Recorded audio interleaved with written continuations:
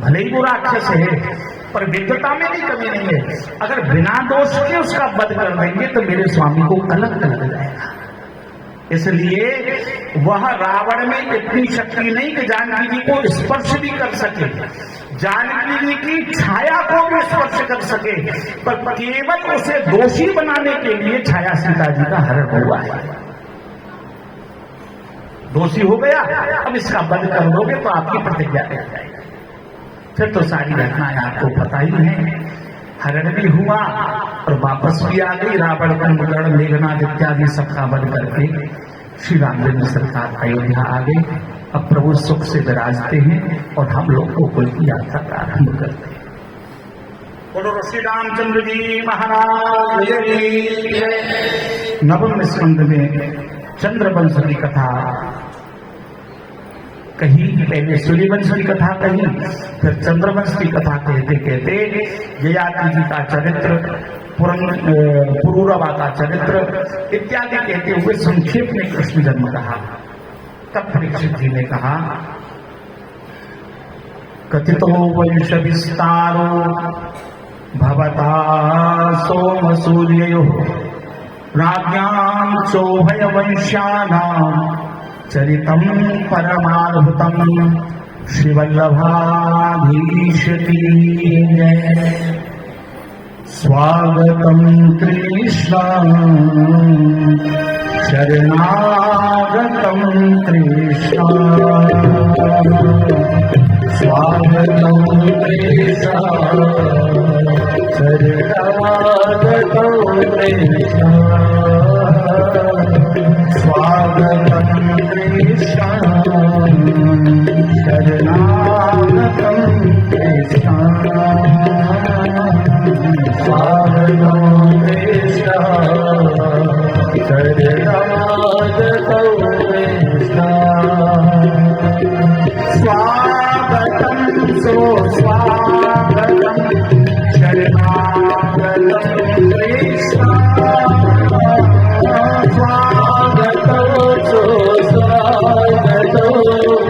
शरणागतम कृष्ण,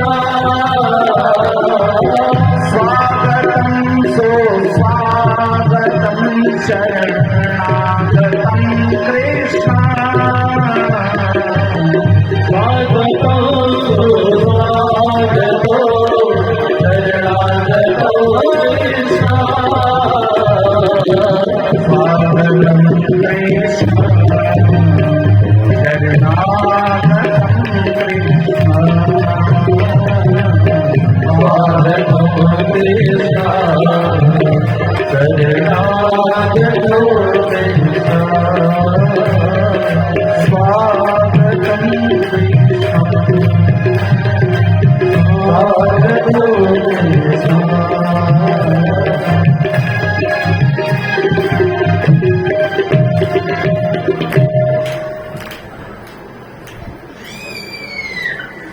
श्री ठाकुर जी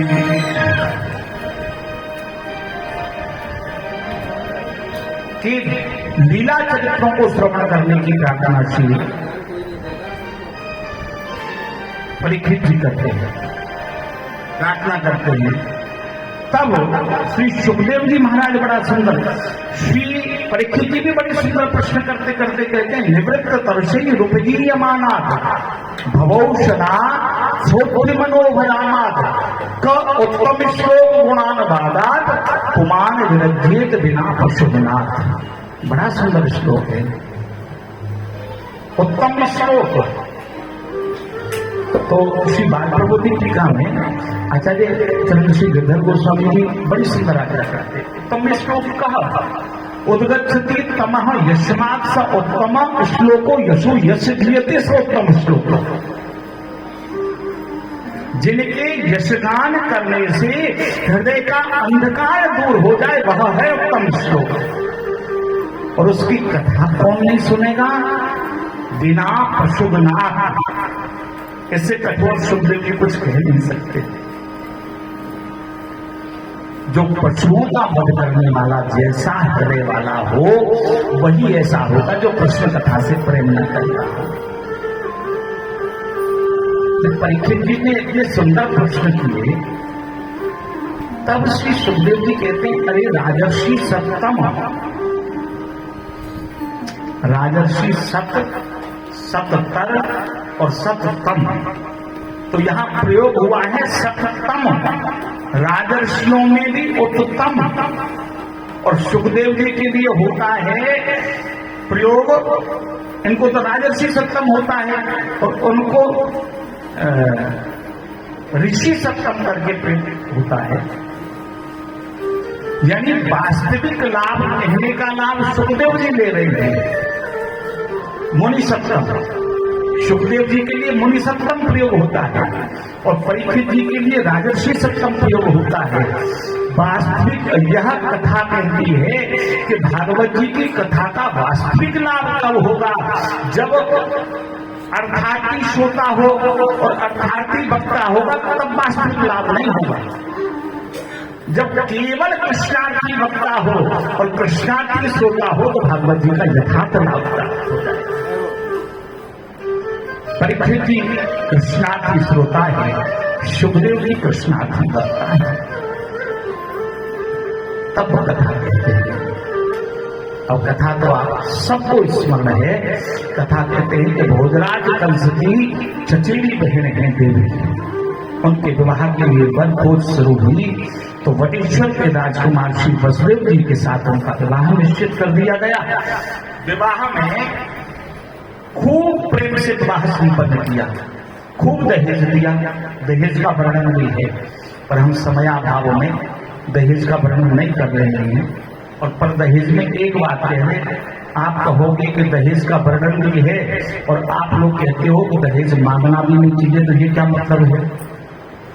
शास्त्र वर्णन करते हैं दहेज मांगना नहीं चाहिए पर दहेज देना अवश्य चाहिए। मांगना अपराध है और देना पुण्य है। सामर्थ्यानुसार बेटी के विवाह में दहेज दो अवश्य, पर बेटा के विवाह में दहेज मांगो मत। खूब दहेज दिया। जब विदाई की बेला आई तो कंस कहने लगा कि अपनी बहन को मैं विदा करने जाऊंगा।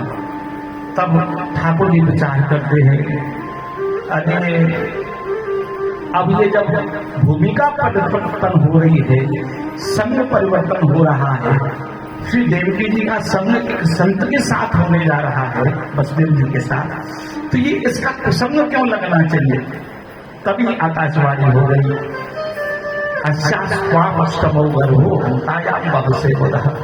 अरे अज्ञानी, तू जिस अपनी बहन को विदा करने जा रहा है उसका 8वां गर्भ तेरी मृत्यु होगा। अब कंस का इतना ही प्रेम लिखा बहन से। अब ब्रजविलास ग्रंथ है, ब्रज का अपूर्व ग्रंथ है, उसमें लिखा है, रथ के उत्तर पर्यो अभिमानी, मृत्यु समान देवकी जानी, खड़ग निकाल हाथ में हीनो, मारन की इच्छा हो। मारने के लिए तैयार हो गया तो वसुदेव जी विचार करते हैं कि ये मैं इसका पति हूं, देवकी का, भले ही इसका भाई है, पर मेरे सामने बद करे, मैं इसको बचाने का कोई भी प्रयास न करूं, यह तो ठीक नहीं है। तो प्रयास प्रारंभ करते हैं।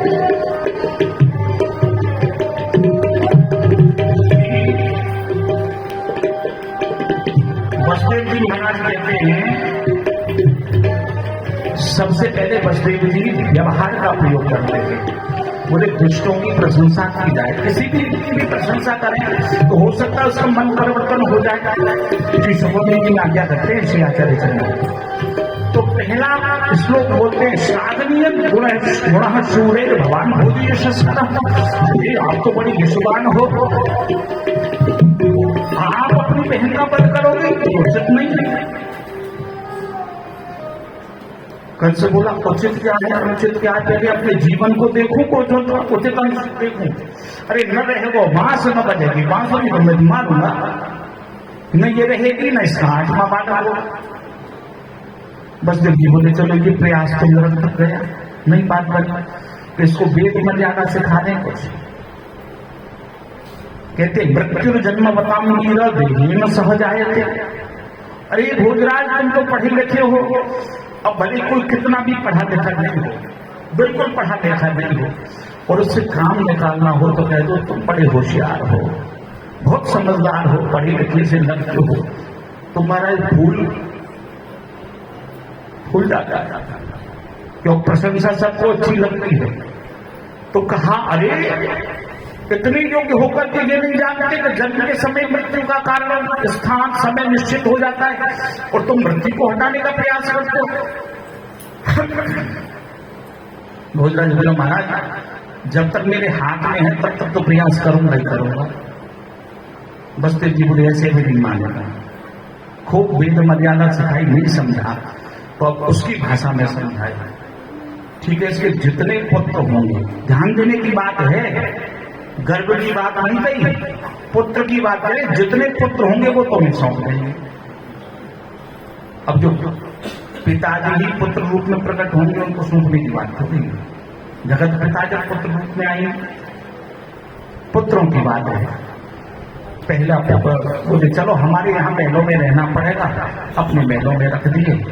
अब कहते हैं जेल, तो समझने की बात यह है कोई सामान्य जेल में नहीं रह रहे। एक राजा को महलों में नजरबंद रख दिया जाए, यह भी जेल ही है।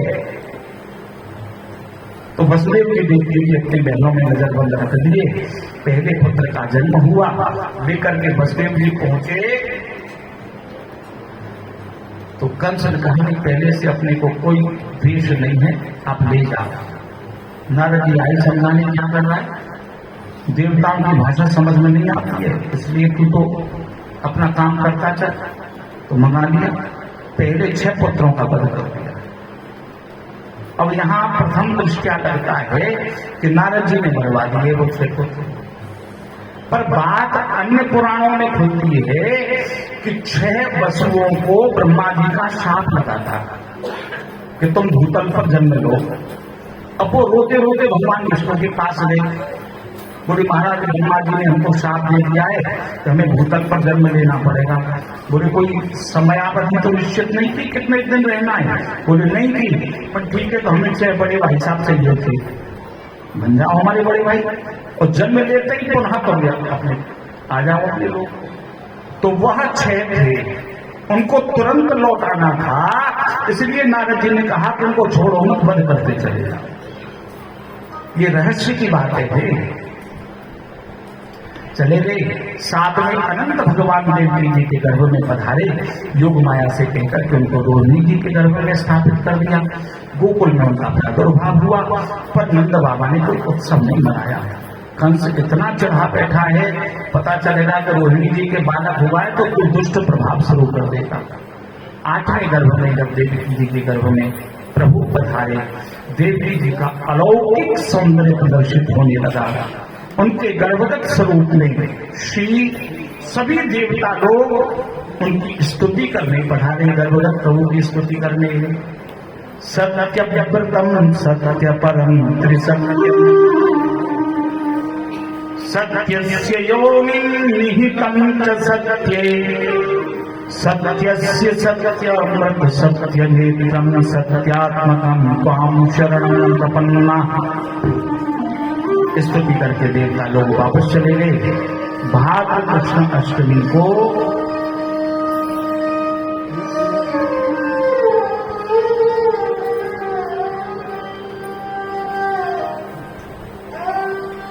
रात्रि 12 बजे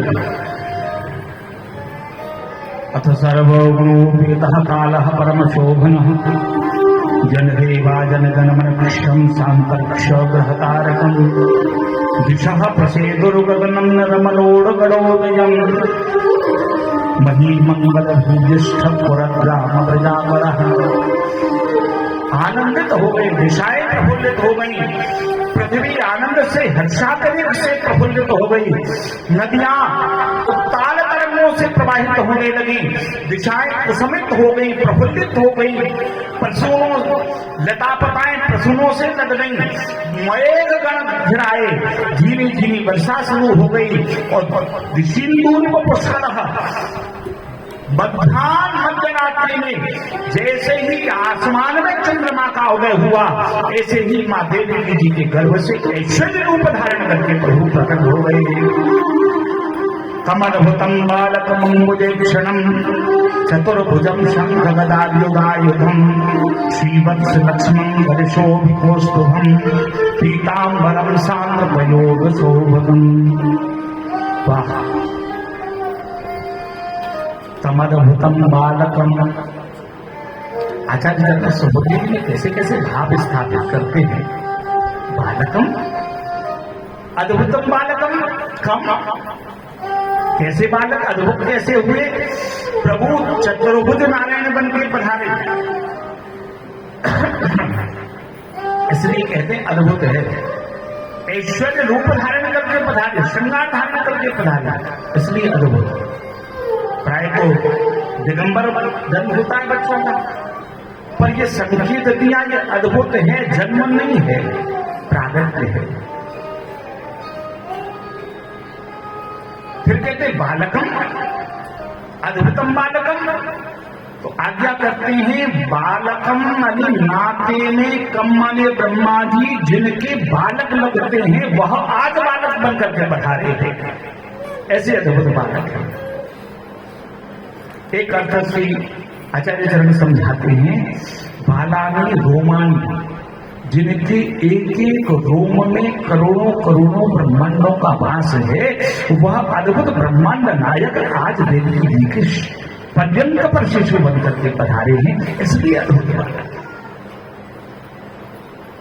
बस देव की मां ने स्तुति की, वसुदेव जी ने कही, बोले हमको तो आप शिशु रूप में हो जाओ, वही अच्छा लगेगा। बोले हम तो केवल ये बताने आए हैं कि आप पहले जन्म में प्रश्न सुतपा थे, हम आपको दर्शन दिए, आपने याचना की थी कि हम आपके बालक बन करके पधारे, इस जन्म में आप देव की वसुदेव बने हो, हम आपके बालक बन करके आए। आप हमें अभी गोकुल पधरा देना, वहां से यशोदा जी के एक लाली प्रकट हुई है, उनको लेकर के आप यहाँ आ जाना, वहां हम उस समय लीला करके और फिर पुनः यहाँ आ जाएंगे। ये समझाने के लिए हम ये रूप लेकर के आए हैं। अंत में एक बड़ी सुंदर बात कही, देखो माता जी पिताजी, अब हम बालक बनने जा रहे हैं, आपको उपदेश नहीं देंगे बाद में, अभी बता देते हैं। युवाम माम पुत्र भावेन ब्रह्म भावेन चासकृत, पूरी सेवा प्रणाली स्थापित कर दी इस एक पंक्ति में। माताजी पिताजी, आप दोनों मुझे बालक तो मानना, पर यह मत भूल जाना कि मैं ब्रह्म भी हूं। अपने माथे जब आचार्य चरण स्वरूप पधराते हैं तो भले ही बालक की तरह से लाड लड़ाने, पर यह याद रहे कि यह बालक वही है जो पूरे ब्रह्म का नियंत्रण करता है, ब्रह्मांड का जो नियंत्रण करता है, वही आज हमारा बालक है। युवाम माम पुत्र भावेन ब्रह्म भावेन चासकृत। वाह, बस देव जी के देखते देवजी जी के देखते देखते प्रभु शिशु हो गए और ले जाना था सूप में। अब सूप कहां से आया साहब? तो वसुदेव जी नित्य अग्निहोत्र करते थे, उसके लिए सूप वहां था। अब भागवत जी में कथा नहीं है सूप, तो संगति कहां से लगेगी सूप की? कौन कहता है सूप में गए? श्री सूरदास जी आज्ञा करते हैं, देखो अद्भुत अभिगत की गति, कैसो रूप धरो है, और तीन लोक जाके उदर बसे, सो सूप के कोने पर है। देखो अद्भुत अभिगत की गति, कैसो रूप धरो है, और तीन लोक जाके उदर बसे, सो सूप के कोने। सूप में पधराए रेशमी कपड़ा बिछा करके माथे पर विराजमान करके गोकुल ले जाने लगे। अब प्रभु की तुल्य प्रिया चतुर्थ पटवारी सुगन्धा जी ने प्रभु के चरण स्पर्श करने की इच्छा हुई। वो तार तरंगों से प्रवाहित होने लगी। वसुदेव जी ने सूप ऊपर करके कहा, कोई लो कोई लो, तो गोकुल के पास कोई लो गांव का निर्माण हो गया। ठाकुर जी बोले, दादाजी काय को चक्कर में पड़ रहे हो, ये हमारा व्यक्तिगत मामला है। अब हमारी अनुष्ठान से आज चरण स्पर्श करना चाहते हैं तो हम करा देते हैं, आप तो ऐसे ही चलो।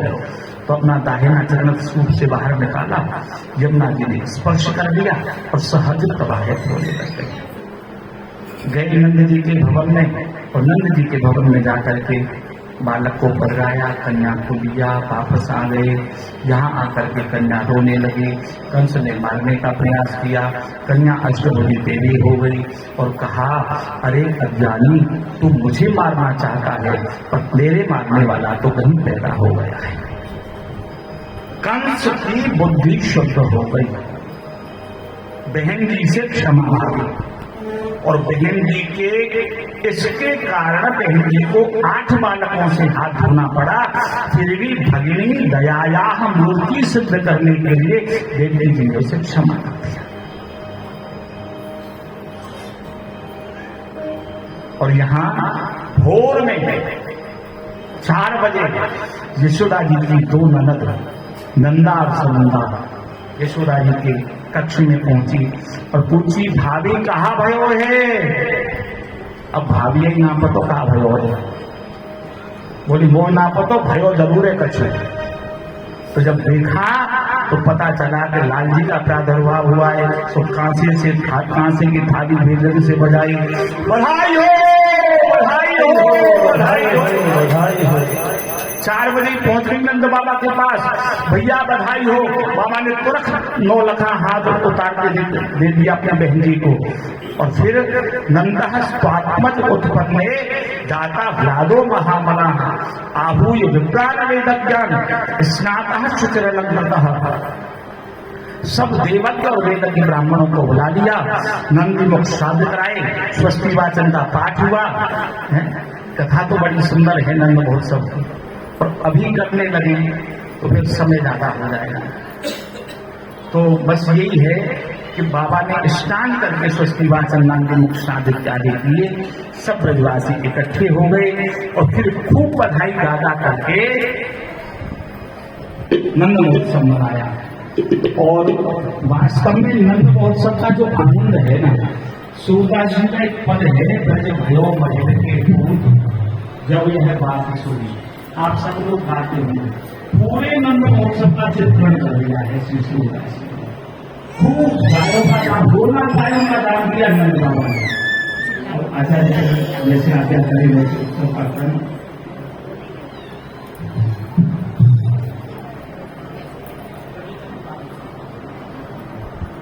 अभी हम लोग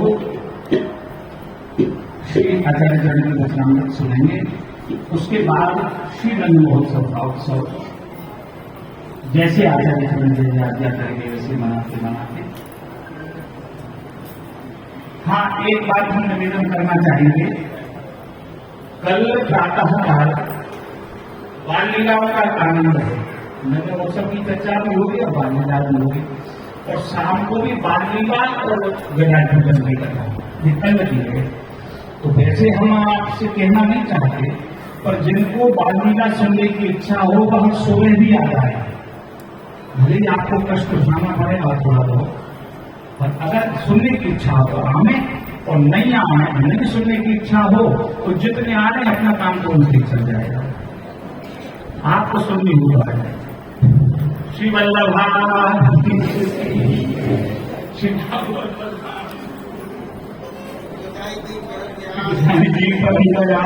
की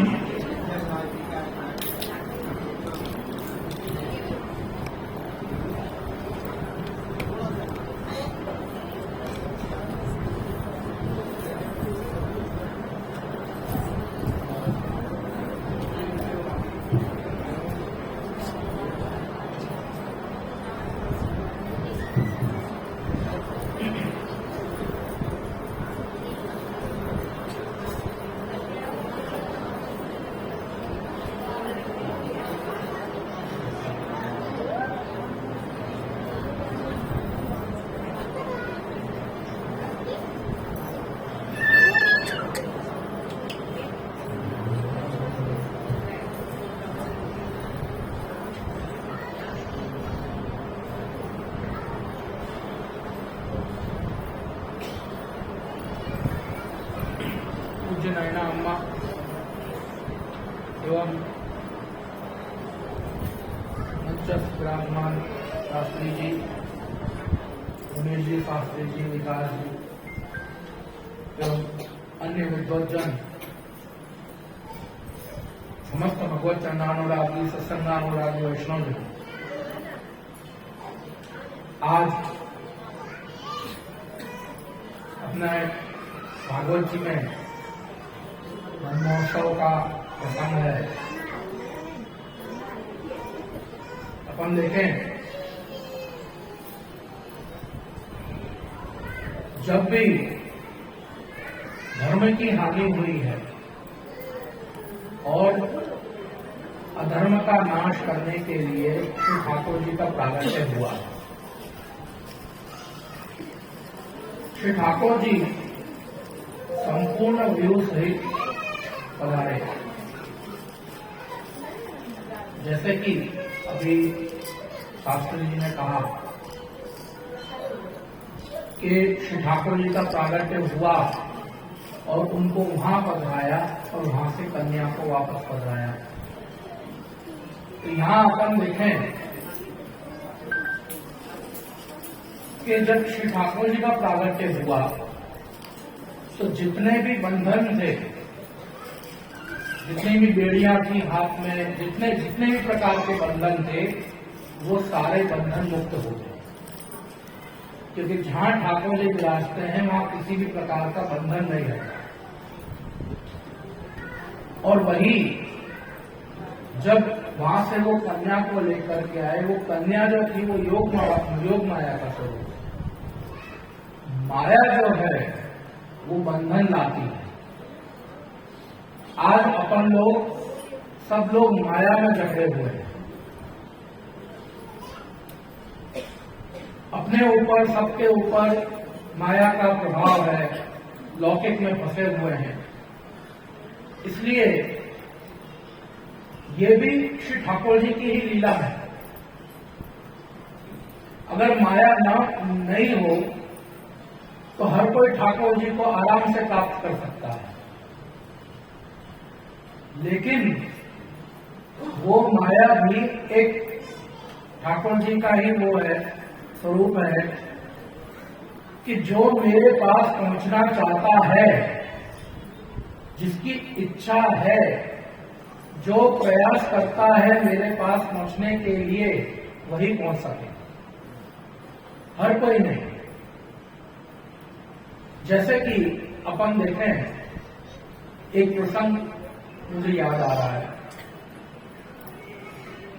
कि अकबर जो है वो श्री गोसाई जी के पास आया और उसने पूछा कि साहेब कैसे मिले। तो श्री गोसाई जी ने आज्ञा की कि जब उनकी इच्छा होगी तो वो आपको मिल जाएगी,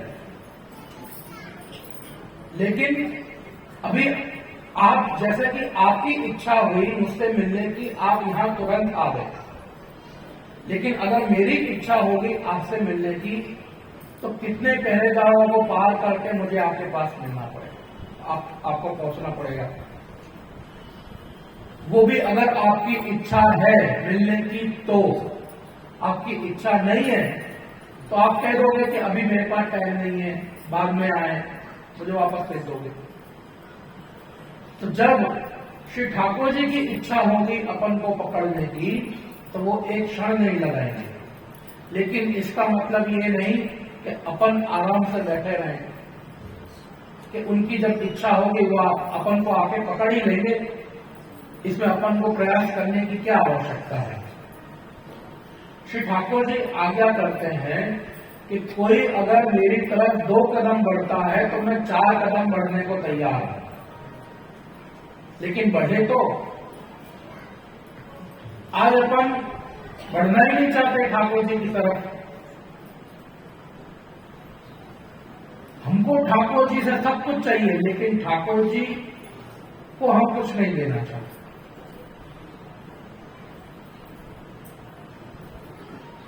हमको ठाकुर जी नहीं चाहिए, ठाकुर जी से सब कुछ चाहिए। कौन बंधना चाहता है? किसी को बंधना नहीं पसंद।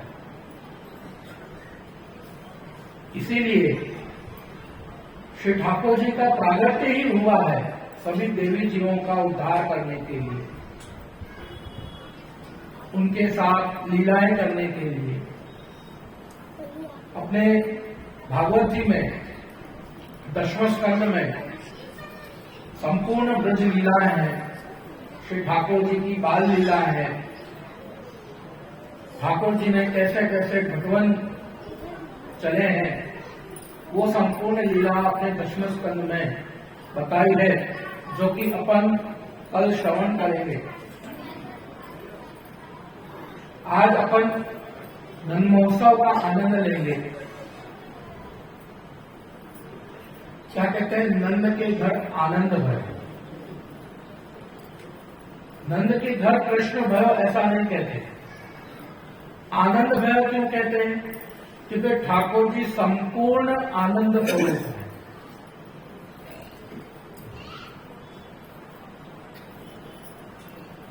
अपन देखें, जैसे कि अभी शास्त्री जी ने कहा कि वसुदेव जी ने कंस को समझाने की कोशिश की। उन्होंने 3 प्रकार से समझाया, राजस, तामस, सात्विक। ये राजस, तामस जो सात्विक है ना, ये गुण है, आदमी के स्वभाव है। अपन लोगों में भी ये गुण है।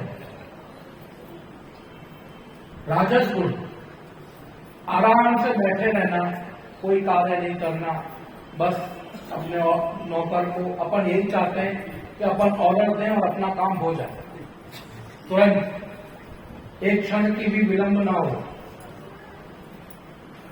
तामस, तामस में ऐसा है कि क्रोध बहुत जल्दी आता है।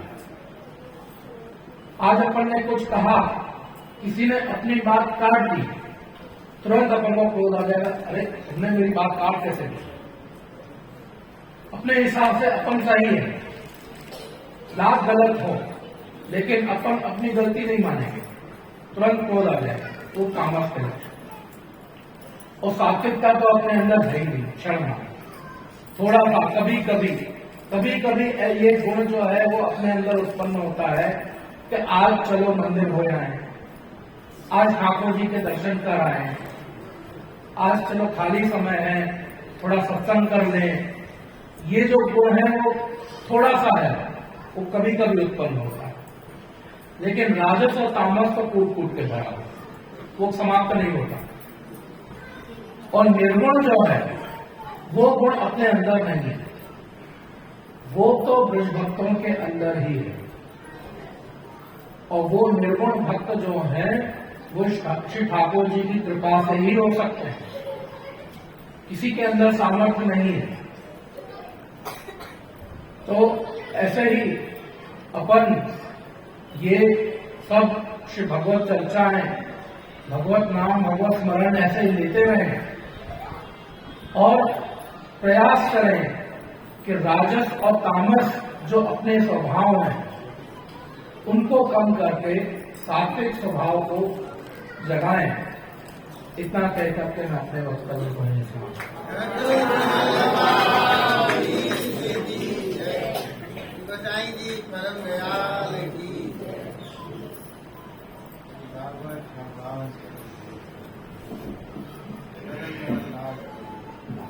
नमो भगवते तस्मै कृष्णाय कर्मणे रूप नाम विदे तेन जगत गतियो यथा श्रीमदाचार्य चरणं शरणं सर्वदेहिनां अशेष दोष कथनं मस्तके राजतां नमः सौंदर्यं निर्गतं प्रकटितं निश्चितं रूपं सुपरस्पदं प्रगतं प्राविशत् स्वप्रिये संश्लेष्टावयोर्भोगसमयः कृष्णो हि यत्साक्षिकम् रूपं तत्प्रत्ययात्मकं परमविद्येयं जनामि।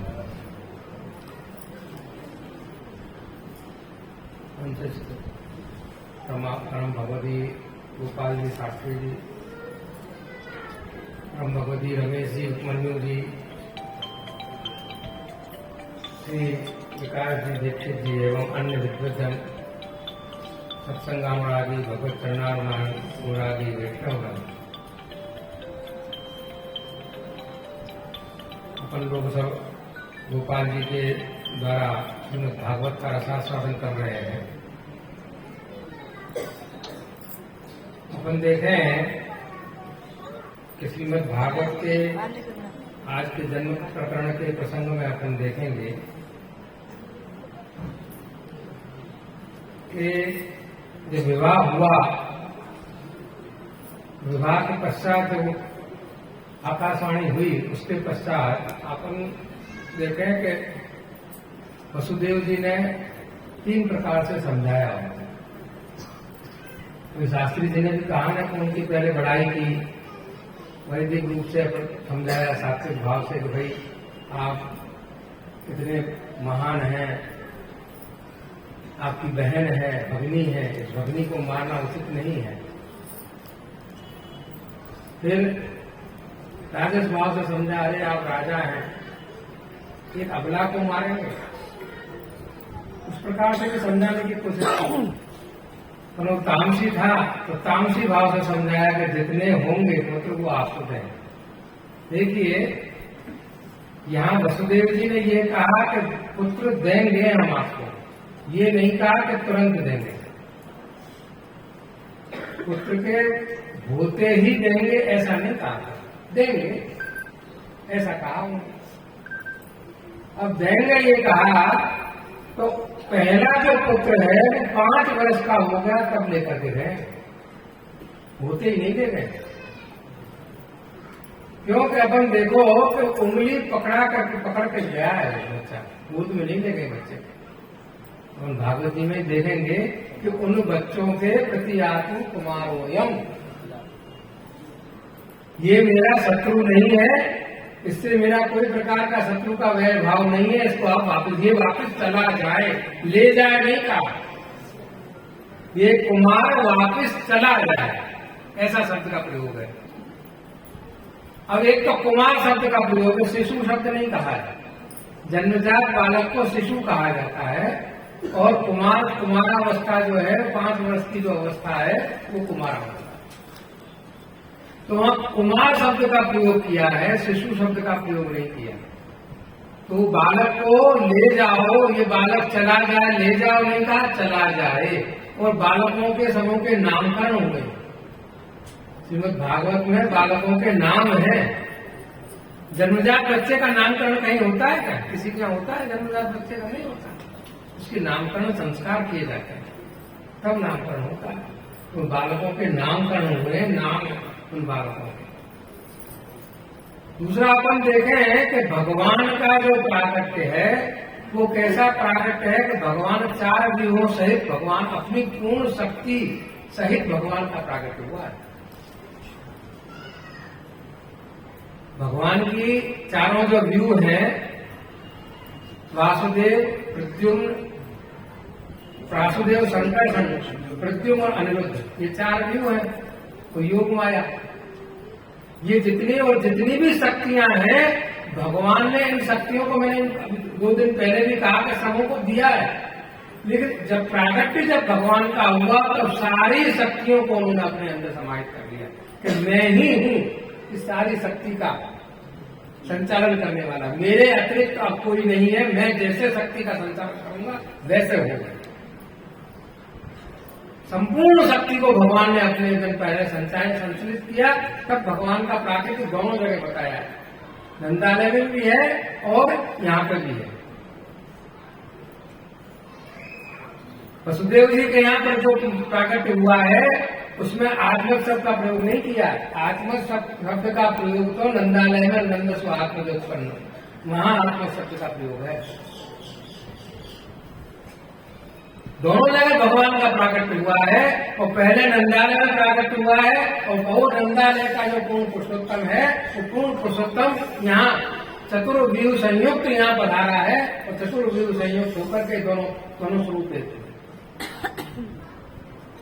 और वो ही जो स्वरूप है, जो पूर्ण पुरुषोत्तम का जो स्वरूप है, वो केवल ब्रज में ही विराजमान रहता है। ब्रज को वृंदावन परित्यज्य पाद एकम न गच्छति जो कहा है ना, वो ब्रज में ही विराजमान रहता है। ब्रज के अतिरिक्त एक पाद भी कहीं नहीं पधारता। लेकिन आचार्य जन की कृपा से जिन जिन घरों में भगवत सेवा विराजती है, जहाँ जहाँ उनकी सेवा होती है वहाँ वहाँ वो वृंदावन ही है।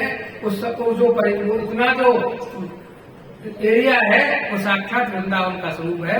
और आज भी अपने यहाँ उन ऋषि मंत्रियों के भाव से आज भी अपने यहाँ सेवा होती है। जो सारस्वत कल्प की जो सेवा है वो आज भी अपने यहाँ उसी भाव से पुष्टि मार्ग में होती है।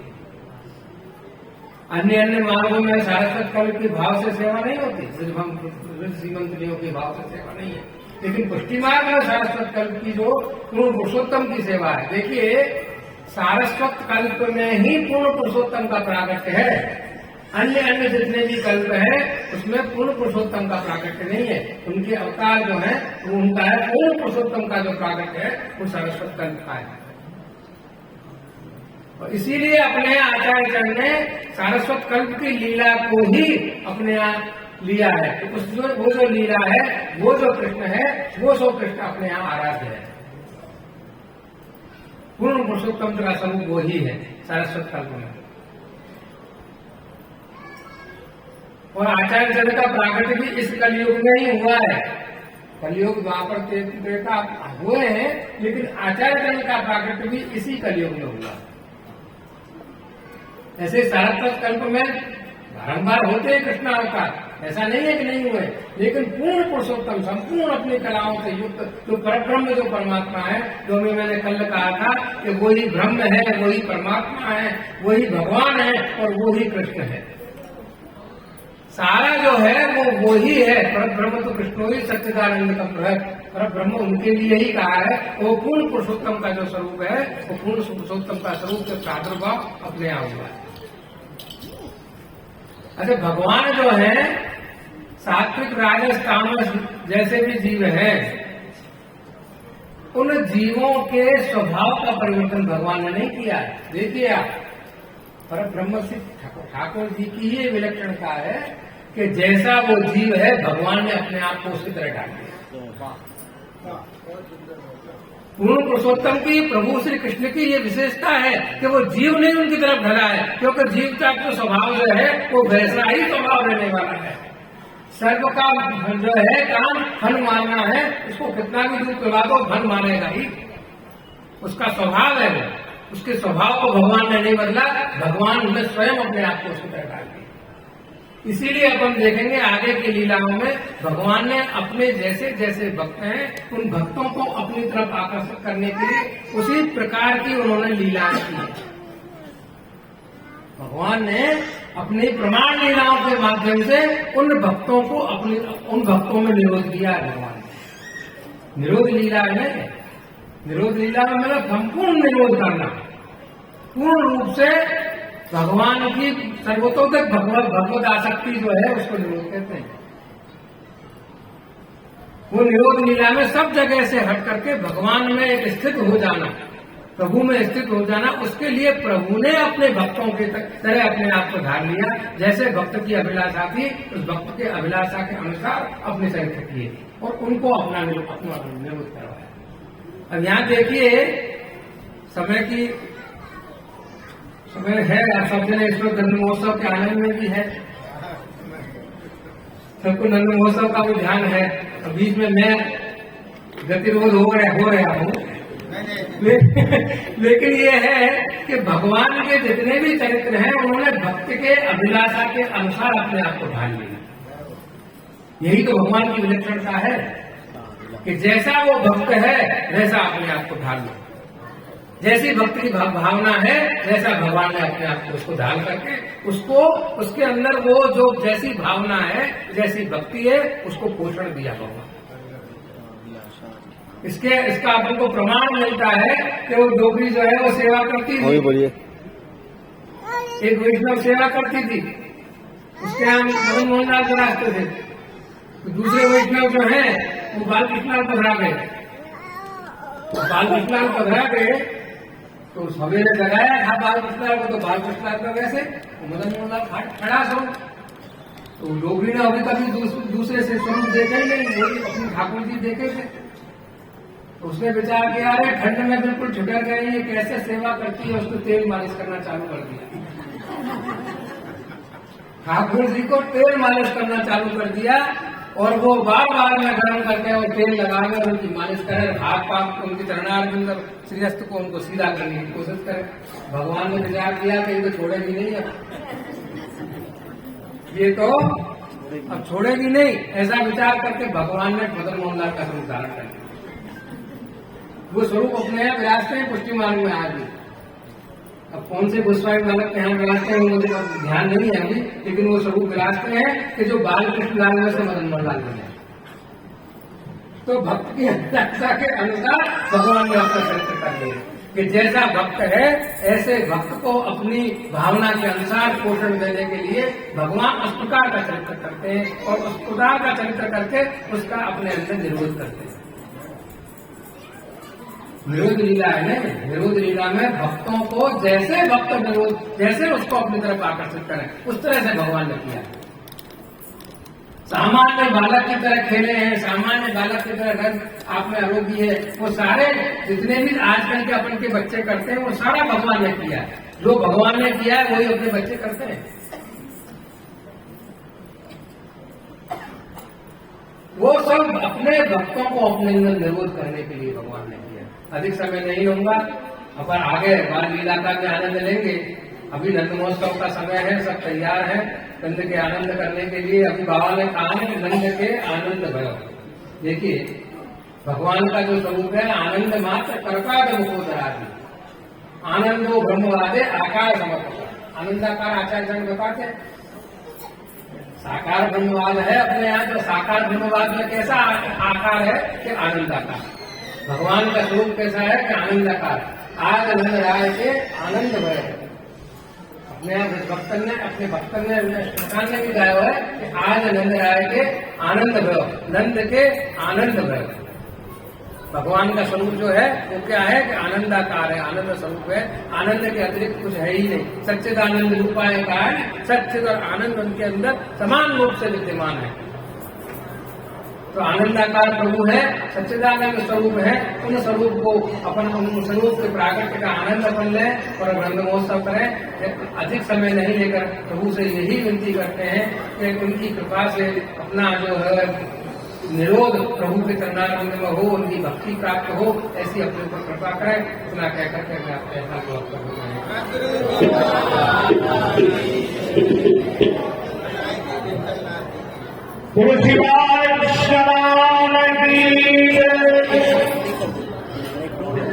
आनंद ऊपर उठाना पड़ेगा, वो हमें पता है। जयराज पूछते हैं ये सब तैयार बैठे हैं, अब मैं पूछ लूँ भंजारे को नंद महोत्सव में नाचवे में बताओ आप नाचवे में। तो चलो एक बधाई याद है, फिर नंद महोत्सव मना लो। बोलो नंद के लाला की जय। अरे ब्रिज में गई जयकार नंद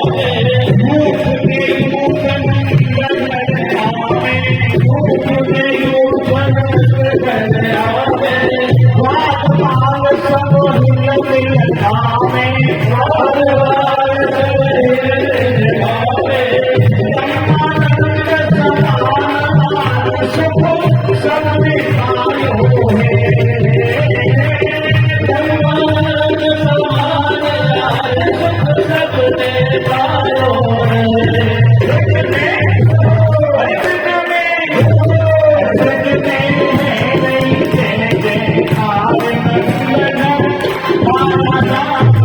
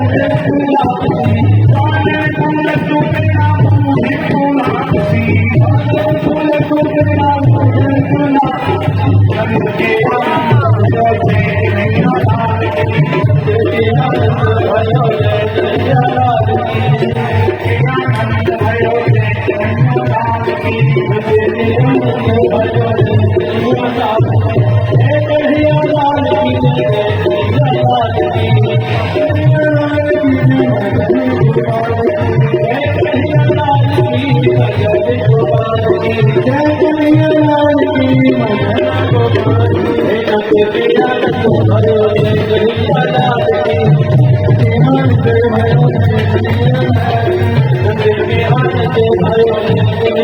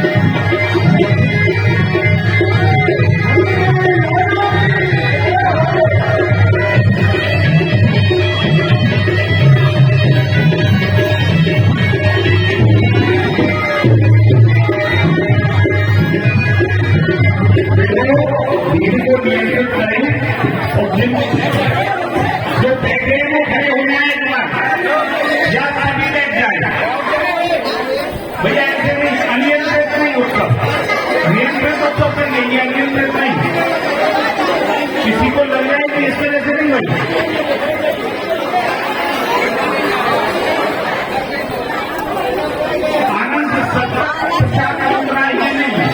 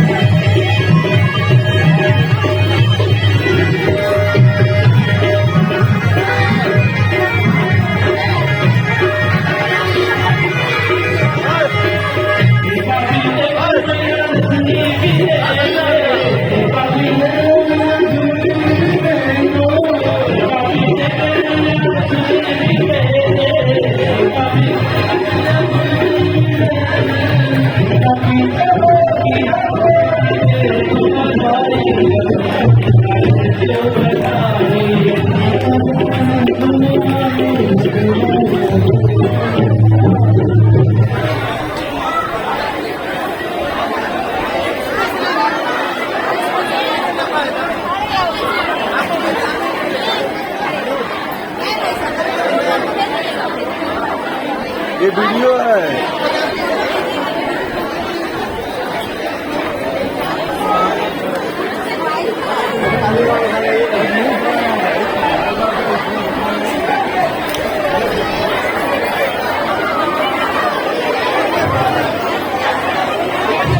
वाह वाह वाह वाह,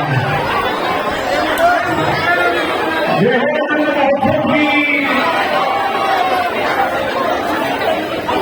ठीक है। अब आरती करते हैं, आरती की तैयारी करें।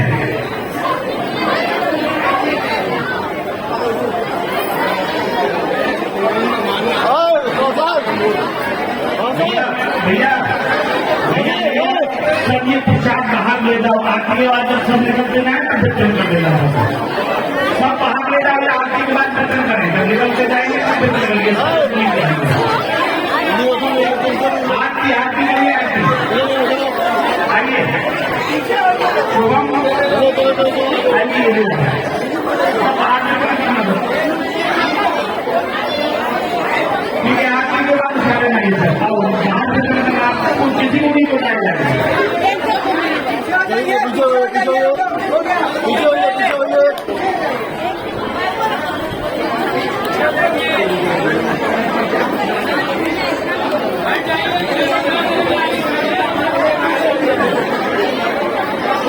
अभी कोई नहीं बताए, बाद में आगे कोई नहीं बताए अभी।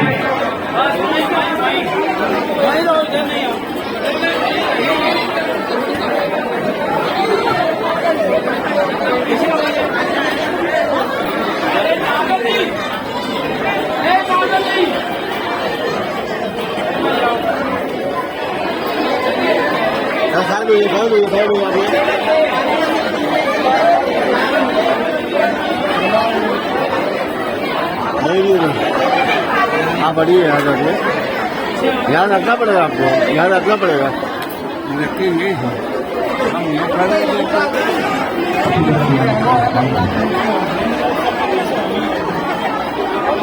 तो भैया चल रही होता है।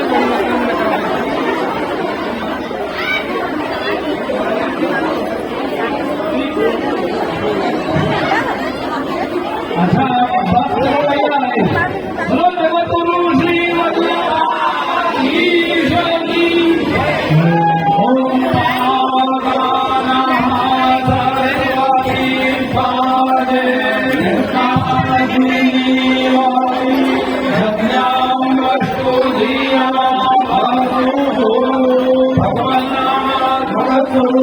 श्रीमद्भागवत महापुराणाय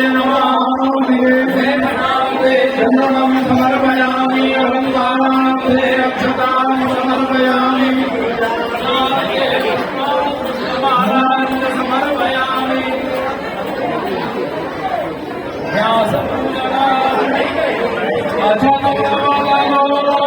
ब्रह्मा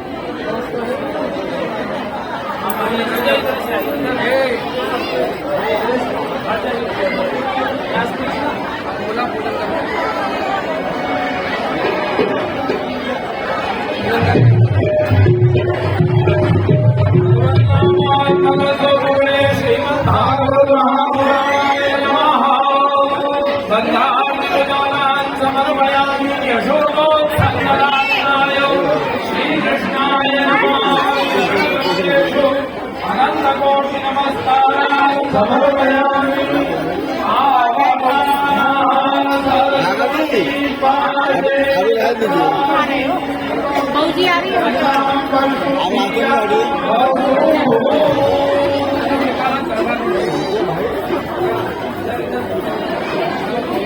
आप पीछे हटिए बहुत जी आ रही है उधर से सब एकदम शांत हो जाओ। ये बात है शांत, नहीं तो छटक जाएगा, बस गिर जाएगा तो उठेगा नहीं। समझ में आया? पीछे हटिए पीछे हटिए नहीं समझ में आ रहा? भूमि की तरह बताएं क्या? एकदम शांत होकर क्या